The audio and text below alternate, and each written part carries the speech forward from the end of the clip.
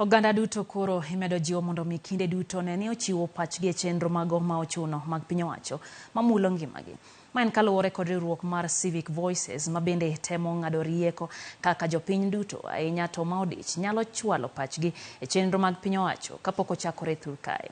Okalo kuom jotelo mag riwruoge Don Collins ouma gi coordinator margi Dan Orogo okoni jopiny ber mondo mi oyud lony mar puodho kada chwalo pachgi e chenro ma igeto timo gi sirkal kokale lony mar mbui ponono ni gionge kod thuolo mar chopo aching'. Riwruok mar Civic Voices nowacho ni kinde duto jopiny oserem kendo pachgi e gigo ma ochuno ma bende koro loko ngimagi kaluwore kod koso thuolo mar timo kamano. Magi ne gilero seche mane gichiwo puonj ne jodak ma Kibra kama bende gisingo limo kuonde dak mopogore opogore thurka mar tiego oganda. Either gin tich kata gin joma nigi ulemavu. You see, those people, they might not take part in all public participation. Muluong kata gi governor, kata gi MCA, kata gi MP. Koro jogi most of the time have not been taking part in public participation. To gin jok ma ideas ginya konyo dongruok maber.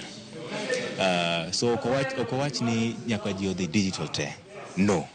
Owacho ni we complement physical public participation with digital public participation. Makoti more kamano, tiboro kwa ji te oriu. Kuro wami community nafas mar penjo to piny gweng'wa ka piny ma counties kaka ma Nairobi gin gi tayo yore make manyiso ni gimi ji nafas rowere mine nafas mar keto duol gi mbele ka waloso gi jopiny wakawo duol gi mondo gibe gi ng'eni to yore dhi mbele manadi county government be wapango mondo wadhi e gwenge moko ma counties